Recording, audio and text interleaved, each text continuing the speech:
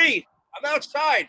You're watching another special episode of Grillos AftershockXL on YouTube and Facebook. So we're doing something a little different today. I know everybody's been home cooking, and I wanted to support some local business. One of my favorite steakhouses in the world, K-Rico, right here on 9th Avenue, between 51st and 52nd, right next to my favorite bar, McCoy's, over there. So I want to do a little something cool and a little informative, and get your excitement for the world to start opening up again, which I hope it should. I don't see why it would. And we're here doing a live show at one of the best, I would say the best steakhouse in Manhattan. We're here with the owner, Tommy Greco. What's up, Rio? What's going on? And we're here also with one of my favorite people in the world who's been on my show before, Nick Solaris. He's a food writer and broadcaster and a meat specialist. I got two meat specialists here. So we already, this one, I don't usually tape my show, but I figured it'd be better if we did because it would make more sense. We're going to show you how to, all the different cuts that they have in K-Rico. And we already got the meat already downstairs cooking so we can enjoy a meal while we broadcast. So I just wanted to say, guys, it's nice to see you. Social distancing. Yeah, we're all very far stretched apart, and we're in case we're not, we have our face masks. Yeah, I know. Everybody's got a face mask. And I was telling the funny story where a couple of friends went down to safe distance down by the Hudson River on Saturday, and we all wound up going into the liquor store. And I said 3 months ago, if 4 guys walked into a liquor store with a mask on, they'd be hitting the panic button. But now they don't even let you in without a mask. So it's kind of funny how the world has changed so quickly. And on 180 within a couple of months, we lost Tommy. So Nick, how have you been handling all this? What have you been doing? You said this is the first time you're in a restaurant in 2 months. I think it's even longer than that. Friday the 13th. I think that's like 3 months or something. But I'm doing horribly. I mean, my whole life is spent in places like K-Rico, like fine dining establishments, eating the finest cuts, food prepared by the finest chef. I'm reduced to having to cook for myself. It's a horrible downfall. Yeah, well, but I see those stuff that you blog. You're not exactly cooking like just McDonald's or anything. You're cooking some serious shit. Well, I'm lucky that all of my friends in the meat industry are sending me like the finest chops and cuts to cook at home. So I mean, I've been eating very well. But to me, restaurant dining is not about the food as much as it is about the total experience. Yeah, so because to K-Rico, it's not just that they have great steak, although they do have that, but it's about the hospitality. It's about being recognized and being treated like one of the family. It's about the pulse and the feel of the place, right? The thumping music, like people having a good time. I love the fact that, I met you through Jackie the Joke Man, and you came and did my show because Jackie just said you were a great guy, not realizing, exactly how much your name carries over. Like, because when I came to K-Rico, because I said, you should come and check out the steakhouse, they went apeshit for you. They were like, Nick Solaris, are you kidding me? You could get him in here. I was like, yeah, he's a really good guy. And then I was also down at one of the bars that I service downtown, Forget Me Nots. They are friends with I guess the manager down there worked at Keen's, and he's like, your name is like it's a big time name, and to have you in somebody's restaurant is a big deal. Well, I think that's just, you happen to meet the 2 people that know me in the world. I think that was just luck. No way. Everybody knew you. I should have done the special announcement at the top of the hour. Tommy's back. Yay. Grillos AfterShockXL now has a merchandising page. So you want to get a T-shirt, a pair of underwear, a coffee mug, a pillow with my face on it. You can go. Noah's going to put up the link. You can go there and you can get a Grillos AfterShockXL merch now. I'm kind of excited for this whole thing. So Tommy, what was it like? I know right before you closed, it was just like, you knew. I think you knew it was going to be bad, because I remember one of the last days I saw you. You were just like, you were like, I could see the hurt. Yeah. So I mean, it started. You saw it brewing a little bit, and news coming out of China, and then it was in Italy, and then finally when it hit. I still kind of was hoping that it was just going to be maybe a week or 2, or this was going to blow over. Nobody could have predicted this complete shutdown. But I kind of saw the writing on the wall when the the governor and the mayor came out and basically ordered you closed, and which obviously is the biggest nightmare any restaurateur could ever imagine. I mean, you have to lay off all your employees. You have to kind of figure out what you're going to do with all your inventory and kind of plan around it. So, yeah, this is where we are. There's no explanation. Broadway shut down. We all know the facts. So Yeah. we're just taking it day by day and hoping that, tomorrow brings a little better news, and we'll see. We just have to kind of navigate every day as it comes. On the plus side, at least your aging process took a turn for the better. Tell us what happened with that steak that was aged, and I think Nick, you had a piece of that, didn't you? It was actually one of the most amazing pieces of meat I've ever eaten. And coming from you, that's too bad huge. that it came from such horrible and dire circumstances, right? But I guess there's got to be some silver lining somewhere. Yeah. So what happened? What kind of steak was it? And how you could you send me the picture. We'll put it up. I mean, honestly, I don't think it mattered what cut you had, because the way that aging of beef works is that you dispatch the animal and then you have to age it for a certain amount of time so that you can eat it. Otherwise, it would be too blubbery and tough, right? So the aging makes the beef tender, but it also adds flavor. So when you dry age something, which is the way that the top steakhouses do, they're literally leaving the piece of meat out in a temperature-controlled environment, and they're allowing a mold to form on the outside. So that mold is the same mold that makes wine, and makes cheese, right? That ends up having an enzymatic reaction in the beef itself, which causes tenderness and then flavor. And the best way to describe the flavor of dry-aged beef in its most extreme is very similar to blue cheese. So that very sharp, very tangy, quite acidic flavor, right? Yeah. Normally, K-Rico ages a steak from probably 28 to 35 days, depending on the cut, and Tommy will obviously correct me on that. What that does is it gives you a piece of meat that has great tenderness and a particular flavor profile, and it's a very familiar flavor profile. Well, what happens is the longer you leave that piece of meat on there, the more intense that dry-aged flavor becomes, and the less like beef that flavor is. And what's happened here is, because that beef has been on the shelf for like 3 months, it's taken on notes that you would never experience at K-Rico, except for the fact that this beef has been aged so long. So what you're getting is a really intense blue cheese, Stilton cheese kind of a funk. And resultingly, you're also getting an incredible tenderness. This piece of beef that I had from K-Rico the other day was as tender as some of the most expensive Japanese Wagyu I've ever eaten. Now, Wagyu, a lot of people claim that they're Wagyu, but it's very rare that there is a true Wagyu. Is that the fact?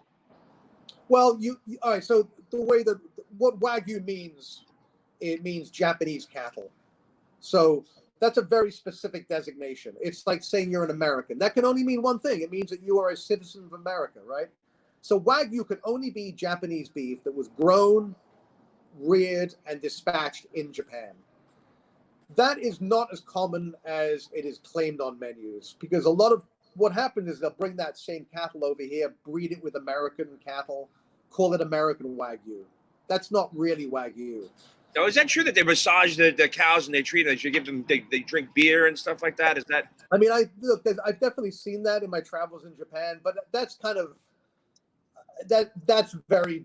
There's a few people that do that. It's very, very small production, but the reality is that it's not so much that they're doing those kind of things. It's just that the overall industry is so forward thinking that, there's a collective spirit in Japanese beef production that we don't really have in the States. Yes. And so everyone's kind of gearing towards making the breed better as a whole. So you end up with some really exceptional beef. That said, I'd much rather have a piece of dry-aged USDA prime than probably any other piece of beef on earth. So, Tommy, I was so happy when I saw you open up there. I know you're not open for, regular business, but you are here for takeout. If like someone wants them in Manhattan to come and pick up a K-Rico steak, what would they have to do? So, I mean, what we want you to do, we want you to call here and pick it up. Okay. But if you can't, we're also on Seamless and Grubhub and Uber Eats. Obviously, they take their cut. Everybody knows the story behind them. but they do save us the service of having to hire delivery people and all that stuff. But Yeah. if you really want, what we do to entice people to come here is to call, place your order. It's me. I'm here by myself with my guys down in the kitchen. There's nobody else here.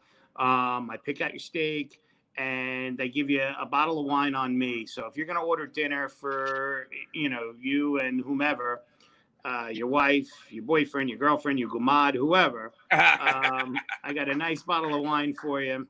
That's awesome. And then, I have a guy who saw Nick's posts on Instagram, and his son, I guess, follows you, and he called and he wanted a tomahawk. And I said, I got also porterhouses, which we're going to try later, which are 90-day dry age. So they took it. The guy sent me back this whole long thing of every place all over the world he's dined. And that porterhouse was one of the best tasting things he's ever had. So as Nick said before, it's a totally different flavor. If you're into that blue cheese, that musk, that nut flavor, because it pulls in stuff from the marrow of the bone, and it also, you're aging on the outside. It's amazing. If you eat filet mignon and you never tasted anything else, you would absolutely hate this. Yeah. So I was talking about what that guy just said. Right before this whole thing shut down, my cousin Christopher came into town, and he's got the corporate card and he's stuff like that. So they usually go to the Chiquines or they go to Del Frisco's. But he said, when I posted that I was here, that you were open for takeout, he was like so happy. He said every time that he comes back into New York, this is going to be his steakhouse to go to. Yeah, you actually tasted the tomahawk. Yeah, no, I'm several times. No, but the aged one, I sent it out with you guys that day. Oh, okay, yeah. No, it was insane. So tell everybody what your background is. How did you get into being like a steak expert and a restaurateur? Just a fat guy, right? No, how I went to, I always worked in the field.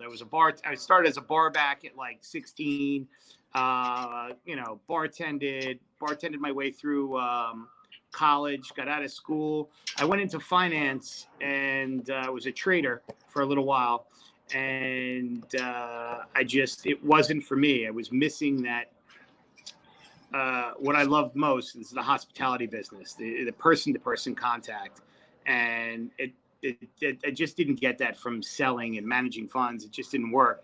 So in around 99, I got involved, went to help my brother at his restaurant down in the village, Philip Marie.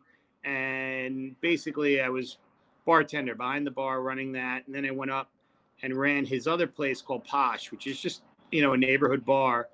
And then from there I expanded. I opened up the Ritz nightclub and then wanted to really get into the culinary side of things, because that's where the passion is. And that's when I came into K-Rico almost 6 years. We started the construction about 6 years ago. I remember you guys were hanging out at McCoy's with us, and it was that's why because I worked at Philip Marie as well, so I knew your mother.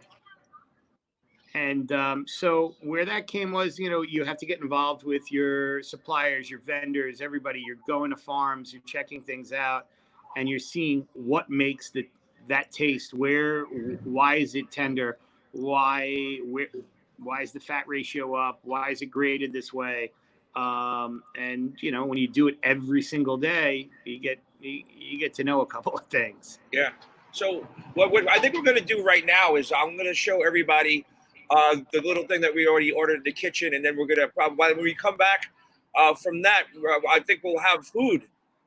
Yeah. So we're going to see and enjoy what we do here, what they do here at K-Rico. Nick's going to give his expertise on what we're eating and why it's so delicious, and I can't wait. So we'll be right back, and you'll be able to see what they do here at K-Rico. I'm sorry you're not going to be able to enjoy it with us, but you will be able to watch us eat. You'll get really hungry. The next time you're in New York City, you will definitely want to come to K-Rico. What up, everybody? Everybody remembers that my show was on Battle Chats. They are now sponsoring Grillos AftershockXL. you want to go and watch some of my old material or any content, go over to Battle Chats and check it out on YouTube. All my other stuff's up there. You can watch some of the old shows that I did, and they were so fucking great. Every Thursday, I'm going to be going live with Lindsay on Battle Chats Live. How can I thank Bright Shot enough for what they've done to the Grillos AftershockXL? I can't thank them enough. From the bottom of my heart, they are the best LED light in the movie and entertainment business. F-Sharp Tax Management. It's tax time, people. You want to get your taxes done. You want to get all the money you want back. You go to richard@prinzy.com. Richard Prinzy is the pit bull of tax people. He is the best in the business. I use him. He saved my life. Okay, so we are down here in the sanctum sanctorum of K-Rico Steakhouse. This is where all the magic happens. This is where you keep your prize beef. Tell us what we have here. Tell us all about the secrets, the dark arts of your dry aging program. The dark arts. All right, so what we're going to enjoy today is, first is going to be our porterhouse. We took this off of our short loin, and it's been out due to closures and everything, so we've been dry aging about 90 days. You can see the funk and everything here. So the average age is about 28 days, right? 28 to 30 days, 35 days, yeah. So now we're... So this is like 3 times as long. Crazy. Super tender. Fat's in there, it's beautiful. And then the smell is delicious. Then here, we have a New York strip that we wrapped in cloth, and we soaked the cloth in Japanese Shinju whiskey. And this was only supposed to be a 28-day. Once again, so this is about 80 days. As you can see, our master grillman, Buba, he's trimmed it all up for us. I mean, but you look at the ruby color, it's fantastic. And then we had hanging 103 primals in there, which we took the short rib off, we Frenched the bone, and as you can see, this is the outside of it. And then once you crimp, this is where you get all that nice marbling. This is the eye, this is the outer muscle, and the short rib was back here. Now this is actually your specialty cut, right? The K-Rico, the 72 ounce yes, behemoth. This is our specialty. We call it the primal tomahawk. We don't chop it all up. We leave everything on there. Like I said before, the only thing we do is French it a little bit and take the short rib off, which we also offer on the menu. But we leave that. Look, we leave the bone on here, this everything. So right, if you are used to seeing a ribeye, it doesn't usually have the chine bone, which is this bone that runs down here, It's basically correct? this little baseball on top Right. of that. Excellent. Okay, so can you show us the dry age room? Yeah. So here is the dry aging facility. Come in. Got to keep 6 feet back. 6 feet back. Right here is where we have the Japanese whiskey dry aging. This is them where we just took the cloths off of. Here is our bone-in strip, okay? And then these are the short loins right here. As you see your fillet, this one's real nice and funky. So speaking of funk, you guys obviously can't smell what I'm smelling, but it is profoundly dry age flavored in here, right? Yeah, it's like that blue cheese, that bloom, that metallic tang. You're like in a microbrew beer place. Right. Yeah. Absolutely spectacular. Well, I think it's time we maybe cook some of these guys. Yep, let's do it.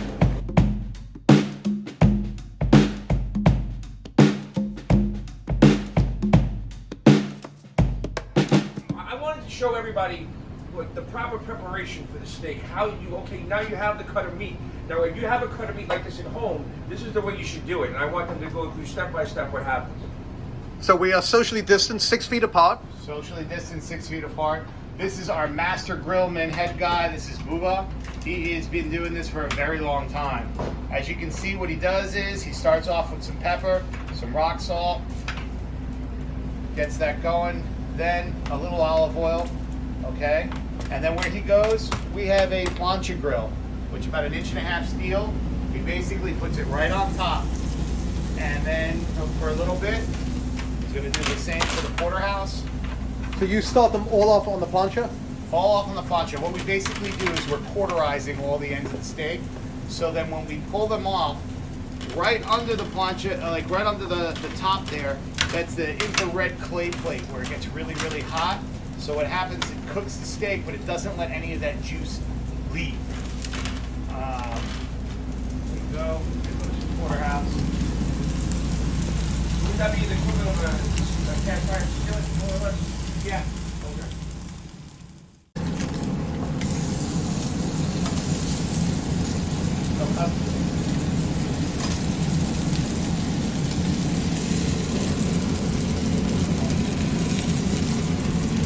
It basically stays on there for about 2.5 to 3 minutes each side, and then it comes out and it'll go in the lower part of the grill, where it'll go a couple minutes each side as well, and then it's brought back out and it's rested.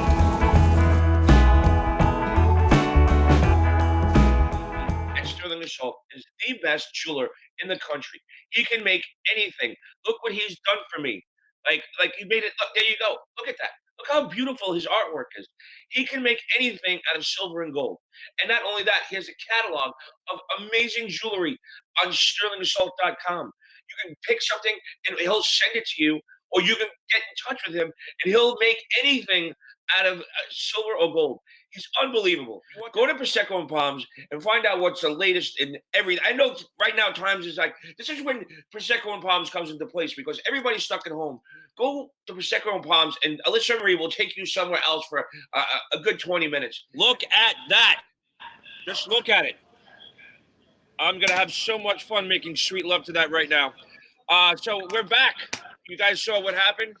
This is the picture of us right before it got plated. You want to show that picture, Noah?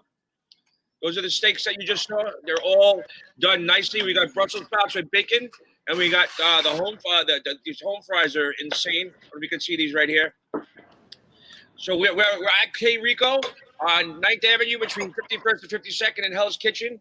I'm on the street. We're all distancing very safely. They are open for takeout. Tommy Greco, the owner, will if you come down for takeout and you order, you can call. We'll have the number. I'll get the number. You can put the number up there. You can call and you can come pick it up, or you can go to see. Rather you come pick it up. If you come pick it up, he said he'll give you a free bottle of wine, which is really nice of him. So right now, Nick and Tommy, we're all enjoying the steak. Nick, this is your thing. Why don't you go through what you're eating and tell everybody what the experience is? So I am here. This is my first restaurant meal. I mean, technically, I'm in a restaurant. It's not really a restaurant meal because I'm socially isolated by about 60 feet from everyone. But what I have in front of me is a beautiful plate. Let me look out. The thing about K-Rico is look at the colors on this. Like you go to an average steakhouse, yeah, the steak is red. Everything else is brown or gray or beige, including the waiters. This, you've got color. Look at the green of, I mean, you get your cream spinach at most steakhouses. It's like this pale. Tilt it a little more towards the camera. Look at this. Look at the greenness on that. Look at the pickled onions. Look at the cut. Look at the cut of the steak. It's such a beautiful red hue. So what we have here is we have the whiskey-aged steak on one side, and then we have the porterhouse, which is a New York strip, and a filet mignon on the other. And just look at this piece of beef. USDA prime, dry aged. I mean, there's just nothing like that on earth. So I think I should get in there right now, and I'm actually going to start off with the tenderloin. Oh, God, I'm trying to... There's no room on this plate. They filled it up so much. Wow. I mean, you can smell the age on that, right, Grillo? Like, this doesn't... You've eaten the K-Rico a bunch of times. This steak is a little different, right? I just took a bite of the Shinju with steak, and I'm drinking Shinju, which is one of my favorite whiskeys on the planet. Regardless, I met them because I actually sell Shinju, but I fell in love with it because it's really, it doesn't have that afterburn, and you can really taste it in there, and I'm going to chase it down with some Shinju. Man, they go together like peas and carrots. Salute. Salute. Cheers, guys. Virtual cheers. My family, we go a lot on house party, and anybody says Corona, you have to drink. So by the end of the night, we're all pretty loaded. Corona.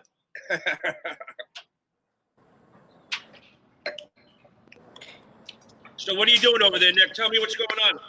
So let me know. Do you got? I mean, the whiskey is a little bit funky. I mean, but the fillet on the porterhouse side, it's just, it doesn't even exist. It just melts. No, you don't have to chew at all. And, so the fillet is the most tender piece of meat on the carcass, right? When you've aged it for 90 days, it becomes like wet tissue paper. It just falls apart. You look at it wrong and it falls apart, right? But it still has a lot more flavor than the average fillet. This thing has all of those steely, dry-aged blue cheese notes. actually a perfect. I mean, I know you're enjoying the whiskey out there, but this Super Tuscan is like the perfect mix, the perfect match for this steak. What's the brand name on that? Say that again. The wine. Can you guys see this? Yeah. So this is a Tianello. I mean, there's so many wines, old world wines from Italy and in France, and I actually drank this wine not from any type of like knowledge of the reason or whatever. I was actually out with a friend of mine's dad, who was a very wealthy guy, and he insisted on drinking Tianello. And when the first time I tasted it, it just blew me away. So it's a particular favorite of mine. This happens to be a 2000. So this bottle's 20 years old. You taste the old vines. I mean, you literally taste the vintage of these old, hundreds of year old grapes. I can't. It's hard to put into words. This with a steak, what it's like. Look at these French fries. They're cooked perfectly. You got the hard salt there, the coarse salt. They're absolutely delicious. The Brussels sprouts with bacon. My mom would be very happy right now. They're really good. I'm actually eating my Brussels sprouts, Mom. I know you're watching. So Nick, what's been going on? Tell people your background. Those who don't already know you. So I'm a food writer, photographer, and food broadcaster. I have a show on YouTube called Meat Life, which I hope you guys all subscribe to. And that is me in my regular life going out and discovering the best pieces of meat in restaurants. Well, obviously that's a little more difficult to do now. So we're going to be doing some more home cooking stuff. I'm going to give you a breakdown of all my experience in restaurant kitchens with chefs. I've been a food writer for almost 20 years at this point. So I spent hundreds of hours learning all the fine techniques that chefs have for steak. And I'm going to be bringing that to you guys. So you're not going to be able to get quite as good as cut as these guys get here, but we're going to show you how to make the best of what you can get. My idea came from this because someone gave me a really nice, my friend Tom, who's a vegetarian. I guess he's friends with people from Delmonico's, and they sent him a care package, and he was like, "Yo, Grillo, take the steaks. I'm not going to eat them." And I wanted to make sure, like, if you're going to have steak and you're going to get a nice cut of meat, you don't want to ruin it. And I think that does happen to a lot of people. You're lucky enough to get a good cut of steak. You wind up overcooking it, not seasoning it right. So learning how to cook a really good steak, I think, is important, especially if you got a nice cut of meat. That's why I wanted to do this. I also wanted to do this because I want to let people know that businesses are still going. Like they're doing takeout. Businesses like K-Rico are here for you. They have great steak for you. And everybody, like my friend Brian's who's sitting in the back, like he one day just had a meltdown and was like, I need steak. And luckily, one of the other steakhouses in the neighborhood was open, and we sat on my roof, did a mandate, and had bone-in filet. But it was just one of those things people are still like craving, like going to a restaurant and having steak. We can bring it to you virtually. You can come down here to K-Rico, pick it up. I strongly suggest you come down here because this is just like ridiculous. Like, it is so beautiful. That salt, that crunchy salt is just, oh man, it makes the whole bite. You barely have to chew. Look at the marbling on that. So marbling is the fat that runs within the muscle, right? That's what you get your flavor from steak. The more fat you have in the muscle, the more tender, the more flavorful that cut of beef will be. And so what they have here at K-Rico is USDA prime. That's the highest grade of beef you can get. So when you're shopping at home, you always want to go for prime if you can find it. It's tough to get sometimes, but it definitely makes a difference on the plate. You were asking about how to not fuck up a steak at home. I'll tell you this much. The best advice I can give you is cook to temperature, not to time. You'll read books that'll be like, cook it for 2 minutes on one side and 3 on the other. Well, they don't know how thick your cut is. They don't know what your pan is. They don't know how your pan retains heat. They don't know how it dissipates heat, right? There's too many variables for time to be useful. With steak, we're looking for temperature. So if you like your steak rare, that's 120 to 130 degrees Fahrenheit. There's no argument about that. That's what a rare steak is. So if you can have a meat thermometer and you cook your steak to that temperature, you're not going to ruin it. Oh, now what about medium? No, Well, medium is more of the popular version of steak. Everybody goes for medium. Really, Medium rare. medium rare is the most popular. That's about 130 degrees Fahrenheit. Tommy, and that's probably what most people order in a steak. Tommy, Yeah, you want to most common temperature for Americans in a steakhouse is medium rare. What I find is that with most Europeans, British, I guess maybe they've had some bad luck in the past with beef, so they mostly get their steak well done. They don't understand. They are now, but they don't understand higher quality meat. So they actually sometimes people have come in and asked for a well done fillet, and I literally listen, customer's king, but I stop and I pause and I let them know that if you're gonna eat prime beef, why would you cook it to a temperature where it's gone? It's like taking Toro and cooking it. It's stupid. And that's when I give them a bottle of ketchup. I was going to say, if you're going to do that, here's ketchup. Yeah, they're probably from Ireland. Yeah, They burn everything. So I mean, I think Nick would agree with me. If you know certain cuts, like if you are going to eat a fillet, I like it rare. I mean, just because it's that tender and whatever. You know what's becoming popular is this medium rare plus temperature.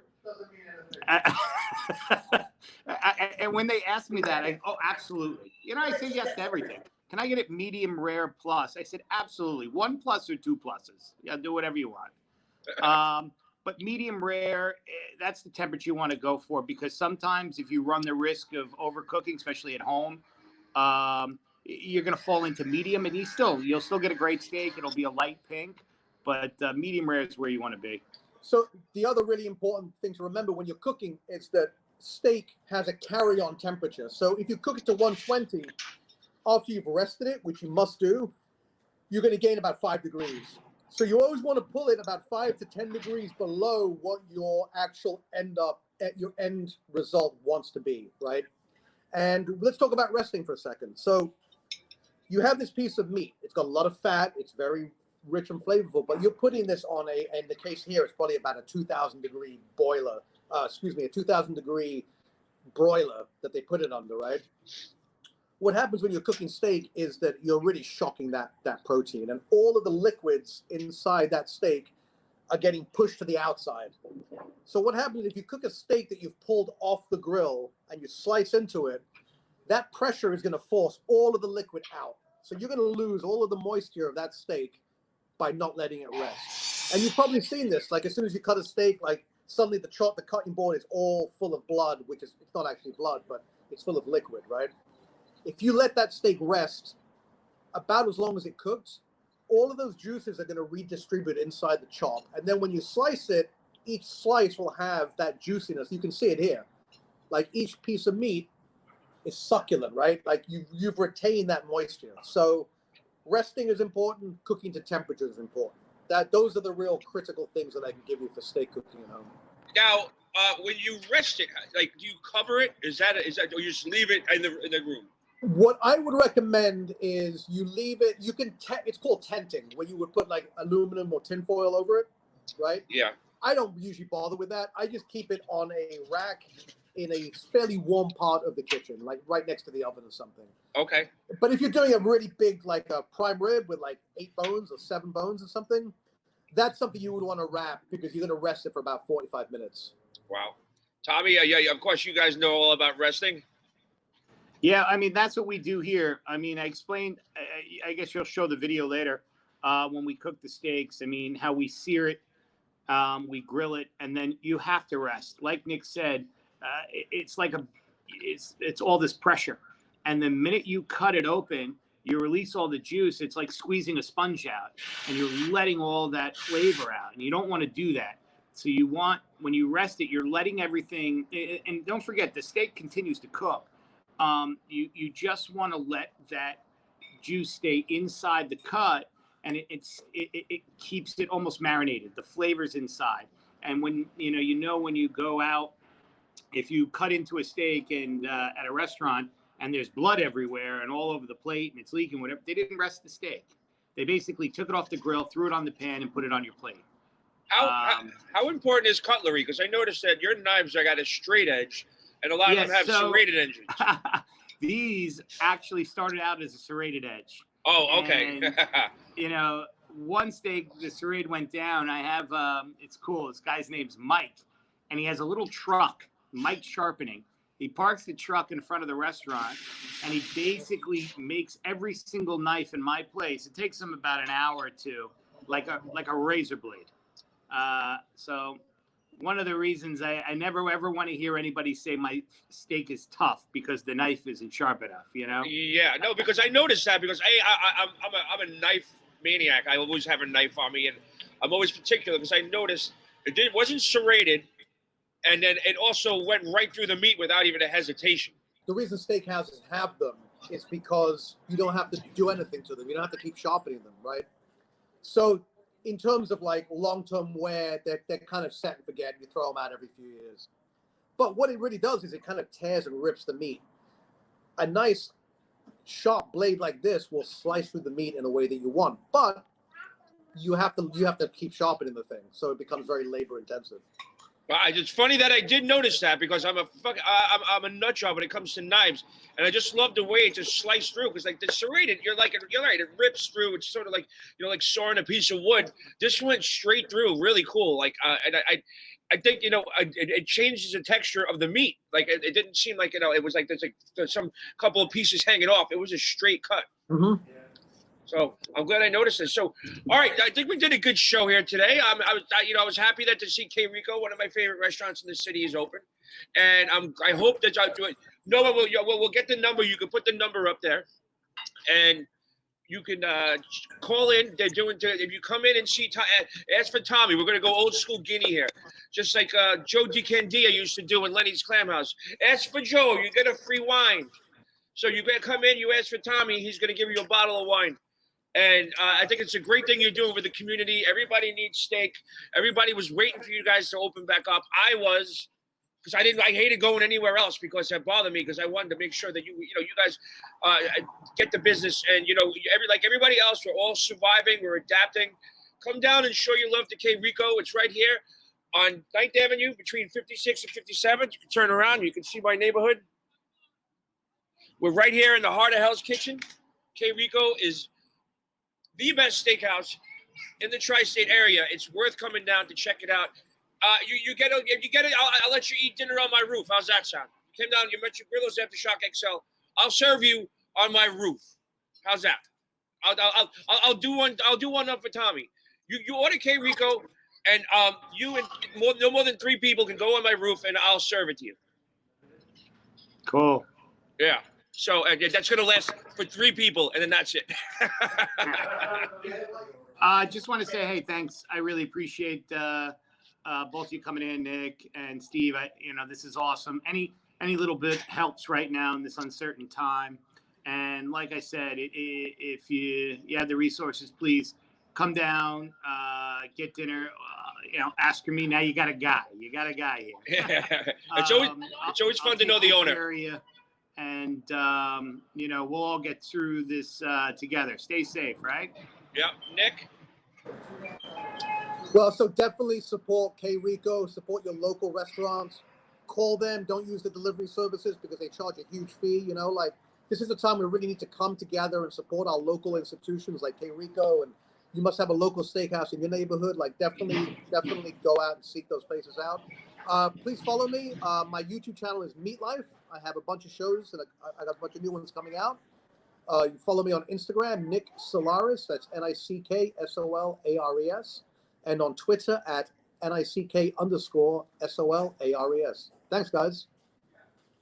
This show did exactly what I hoped it did. It gave you knowledge. It gave you some personal insight into what's going on in local businesses and how they're trying to survive and how you should help them out. It gave you some really technical stuff from Nick about food, and it gave me steak in my belly and some Shinju whiskey. So mission accomplished on all sides. We are now merchandising. Noah's going to put up a little thing. You can buy. God bless Noah. Platt, the magician. We got to come up with a name for him. He got this merchandising page where you can get water bottles, cups, a pillow with my face on it. If you want to wake up with an extreme nightmare, sweats, you can get the pillow with my face on it. The tank tops, hoodies, because, thanks God for Doc Ivan. He made me such an awesome logo that it's actually a cool shirt to wear. And Top Shelf Liquor shirts, he's going to put up back in the day, a good friend of mine, Jay Such, had a t-shirt company, and he made me a Top Shelf Liquor shirt where it's a little kid reaching for a bottle of Jack Daniels on the top shelf. It didn't sell well, but everybody always says Top Shelf Liquor. So there's Top Shelf Liquor shirts, and Noah did a great job. He always does. Love you to death. Thank you so much for all your help. All right, I want to thank my two guests tonight. Tommy Greco, owner of K-Rico here in Hell's Kitchen, 51st, between 51st and 52nd, and Nick Solaris, the meat guy. He's the guy that knows meat. And if he likes this place, and I know everybody, I guarantee you a lot of people already know who he is, because Nick's the man. He's very humble, but I know every time I go somewhere and I say I'm not Nick's friend, they were like, the meat guy, Nick? So I know for a fact that he's out there. Cheers to you, Nick. Thank you for coming on. You got all his plugs. The merch page is up. Thank you very much. Stay safe is the new goodbye. Salancha.